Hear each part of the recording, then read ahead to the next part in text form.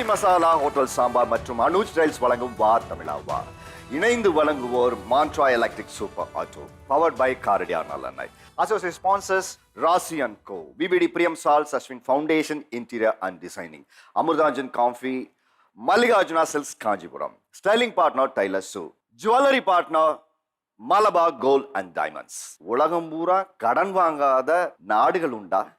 கடன் இல்லாத மனிதர்கள் உண்டா? கடன் இல்லாத பிஸ்னஸ்மேன் உண்டா? அப்போ கடன் வாழ்க்கை தேவையின் அங்கம். உங்களுக்கு ஒரு கதை இருக்கு, இவங்க ஒரு கதை இருக்கு. கடன் வாங்கினதுனால உங்க வாழ்க்கையில நீங்க உயர்ந்து ஒரு இடத்துல உட்காந்துருக்கீங்க. அவங்க கடனை வாங்கினோம், ஆனாலும் இப்ப எல்லா பிரச்சனையும் கடந்து கடனை எங்களுக்கு காலி பண்ணி வச்சுங்க வேண்டான்னு சொல்ல உட்காந்துருக்காங்க. இந்த ரெண்டு கதையும் கேட்கறதுக்கு தான் இந்த மேடை. இன்னைக்கு நாம பேச போகிற தலைப்பு கடனால் வாழ்ந்தவர்கள் வெர்சஸ் கடனால் வீழ்ந்தவர்கள்.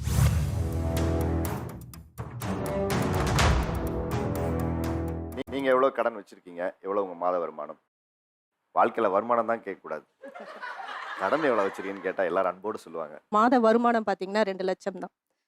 ஸோ அதுக்கு நாங்கள் ஒரு அசெட் வாங்கினோம், ஒரு இடம் வாங்கியிருக்கோம். அந்த இடம் வந்து ஒரு 40 லட்சம். அந்த 40 லட்சத்துக்கு ஒரு முன்பணம் போடுவாங்க பார்த்தீங்களா, அதோடைய இதுவும் மட்டும் நான் சொல்கிறேன். எங்கள் அம்மா வீட்டில் எனக்கு 8 சவரம் தான் போட்டாங்க. 8 சவரம் தானே போட்டு வந்திருக்காங்க, 5 சவரம் தானே போட்டு வந்து அந்த பேச்சு இருக்குது பார்த்தீங்களா. ஆனால் எங்கள் மாமியார் என்ன பண்ணாங்க, சின்ன சின்னதாக இந்த பக்கத்தில் இந்த நெய்பர்ஸ்லாம் சீட்டு பிடிப்பாங்க, அந்த மாதிரி அவங்க கிட்ட ஒரு வருஷத்துக்கு கட்டாயம் எனக்காக ஒரு நகைக்காக போடுவாங்க. அப்படி ஒரு வருஷத்துக்கு எங்க மாமியார் எனக்கு 5 சவரம் வாங்கி கொடுத்தாங்க. அந்த நகையை வச்சு நாங்க இடமே வாங்கினோம். ஸோ அந்த மாதிரி பார்த்தீங்கன்னா எங்க மாமியார் மூலியமா வந்து எனக்கு அந்த அந்த நகை, அந்த 8 சவரம் இருக்கு பார்த்தீங்களா, அது 50 சவரமா மாறுச்சு. அப்புறமா எங்க மாமியார் என்ன பண்ணாங்க தெரியுங்களா, அந்த 50 சவரத்தை மறுபடியும் பேங்க்ல வைடா, அதுல ஒரு பணம் வரும், அதை எடுத்துட்டு போயிட்டு நீ என்ன பண்ணு, ஒரு இடத்துல இன்வெஸ்ட் பண்ணு.